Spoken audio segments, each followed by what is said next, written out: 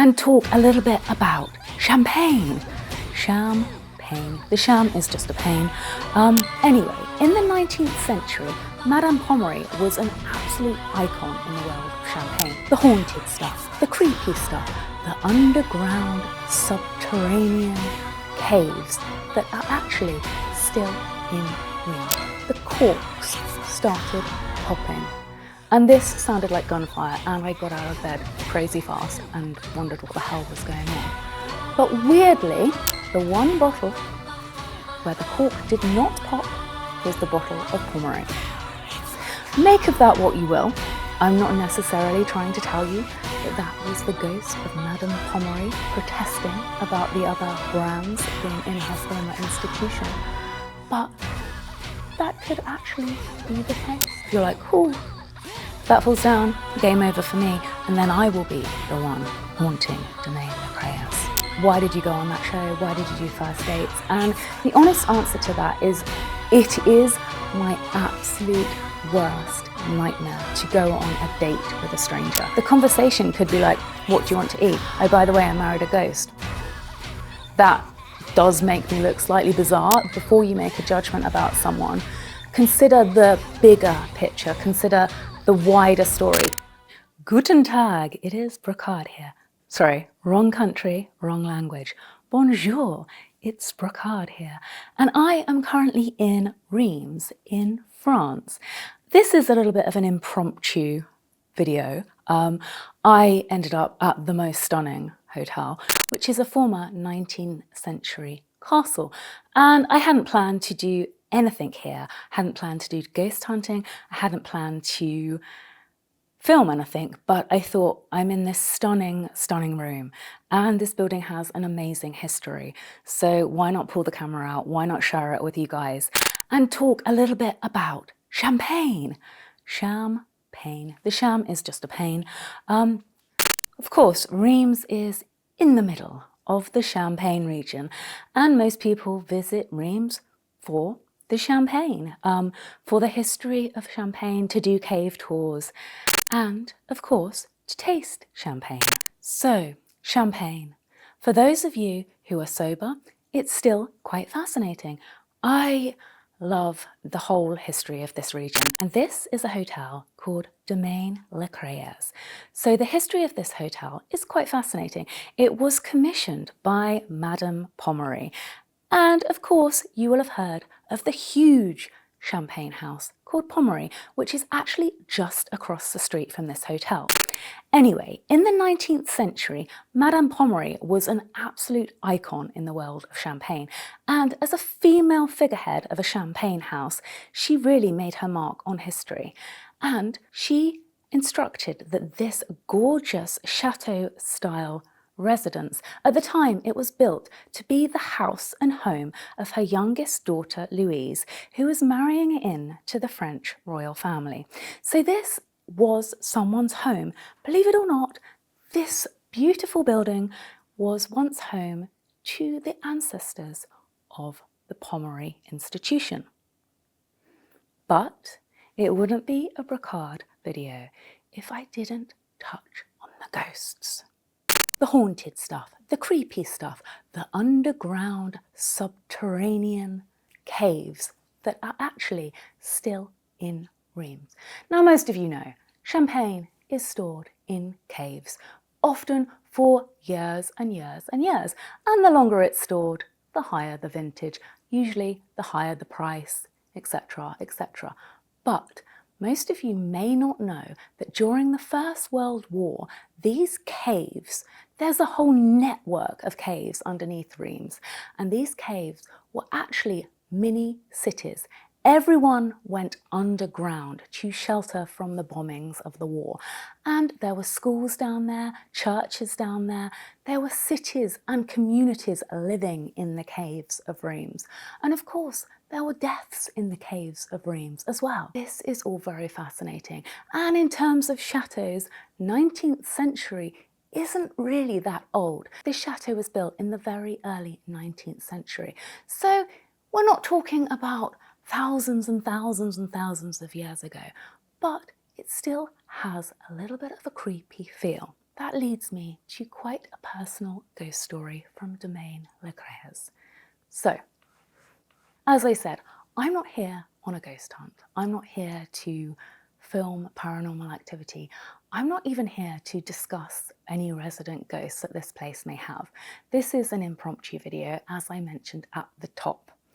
But something slightly bizarre happened last night. We're in the Champagne region. Naturally, I have champagne as gifts for people. I had a few bottles of champagne, and in the middle of the night, the corks started popping. And this sounded like gunfire, and I got out of bed crazy fast and wondered what the hell was going on. But weirdly, we're talking about 3 or 4 bottles of champagne. Taittinger, Vive Coquette, however you want to pronounce those. I am going with the French way, and that was probably completely wrong. But anyway, interestingly enough, the one bottle where the cork did not pop was the bottle of Pommery. Make of that what you will.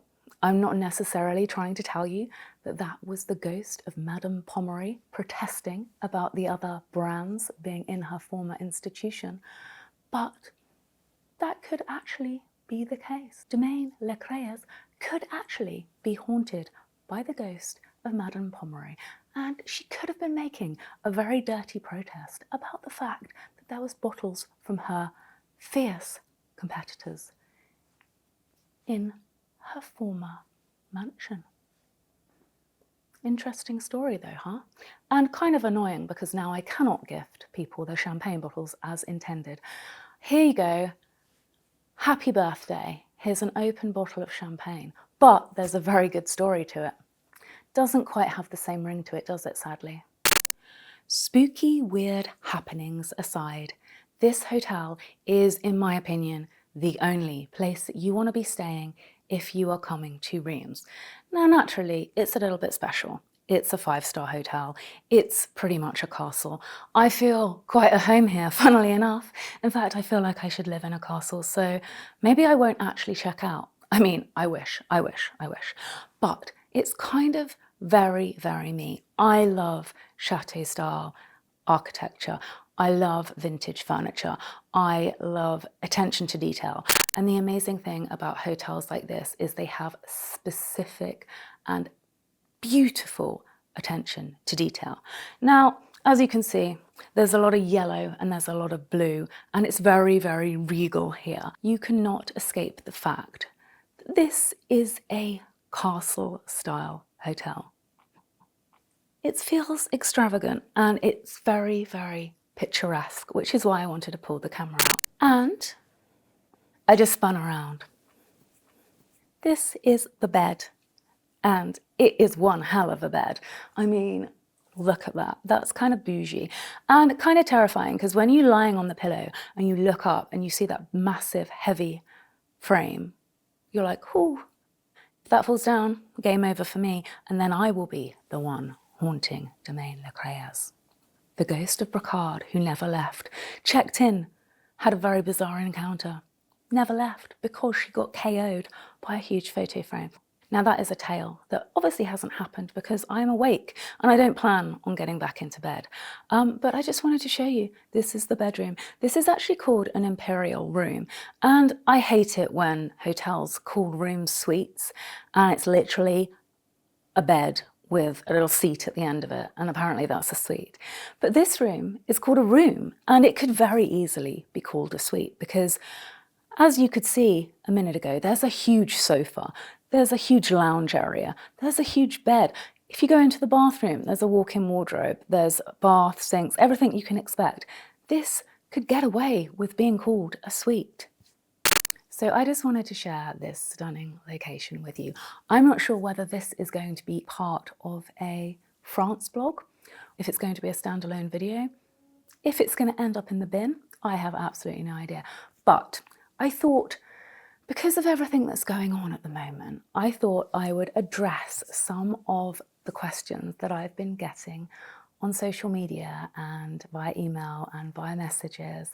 And for context, I'm in France just after my episode of First Dates went to air.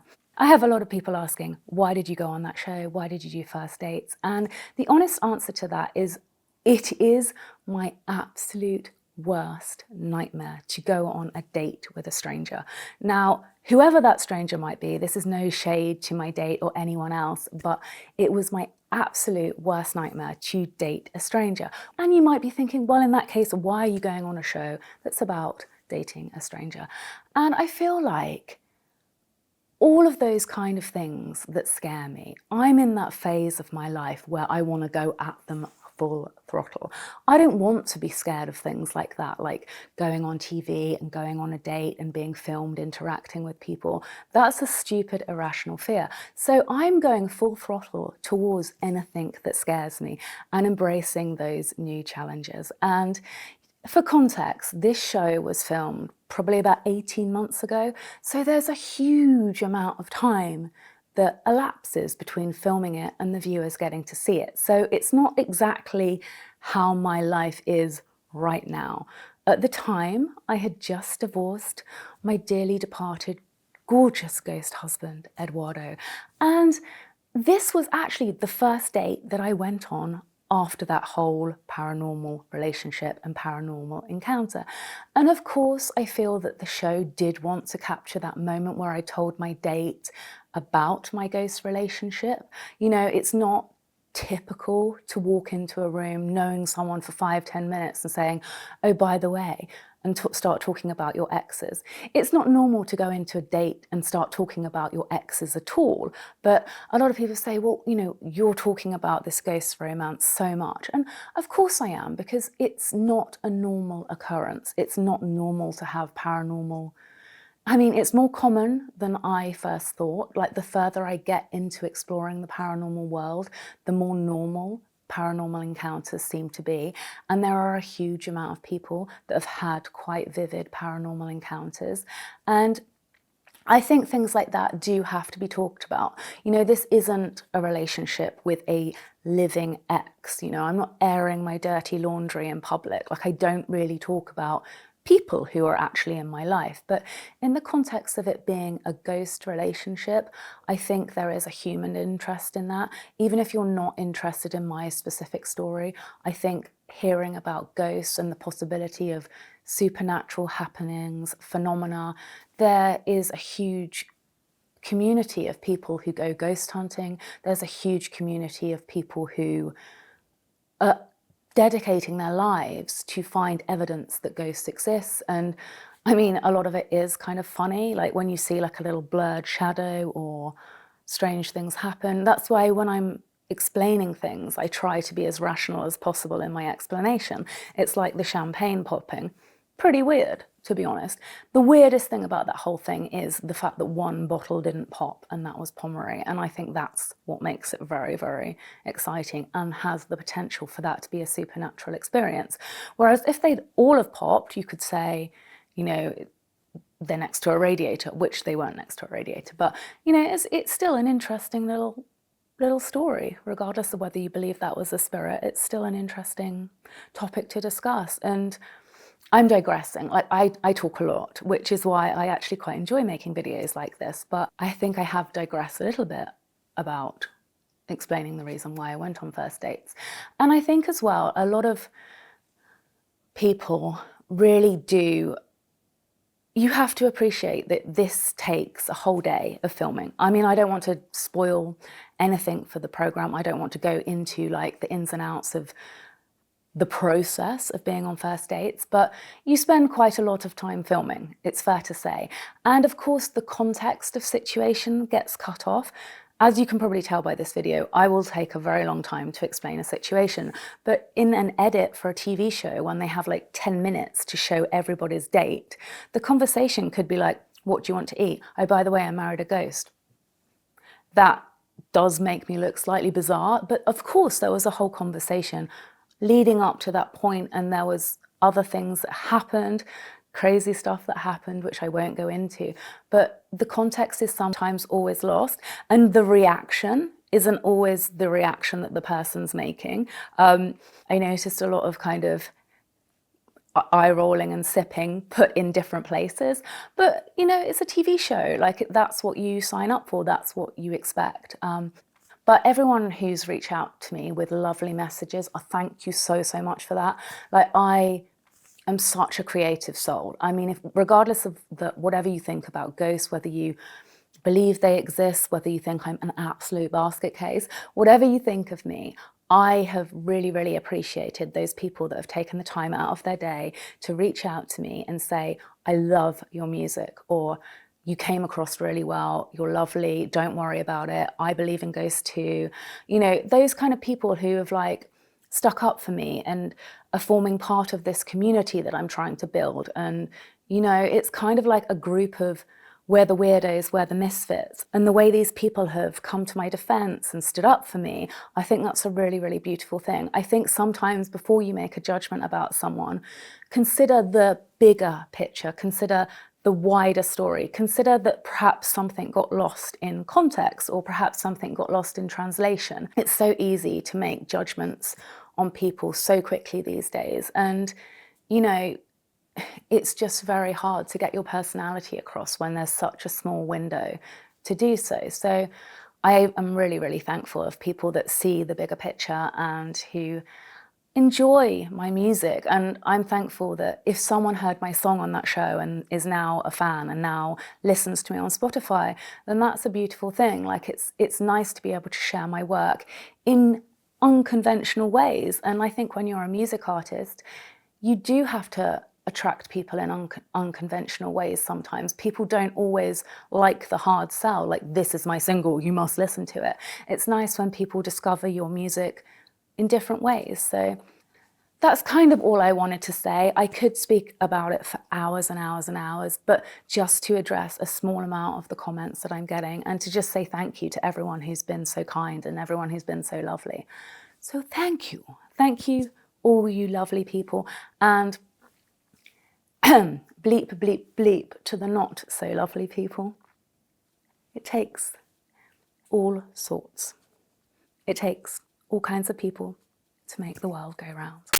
I hope you enjoyed my very brief chitter chatter. If this is where the video ends, then thank you for watching. Stick with me on this journey. Come to Champagne, drink some champagne, go crazy, or drink some water, whatever your preference is. But just wanted to show you the wonderful world of Domaine Les Crayeres. I'm off on my next adventure now, and it could be coming next. Keep watching and I will decide how I want to edit this. Anyway, follow, like, subscribe, listen to my music, get involved in the conversation. I love to hear from you. I will always try my best to respond where possible to nice people, not to weird people. I have the strangest request. Sorry, my mind just went crazy, but I had a very strange request yesterday. So if you're coming at me with weird stuff, probably gonna get radio silence from me. But lovely people, I will try my best to respond to your kindness. Anyway, bye.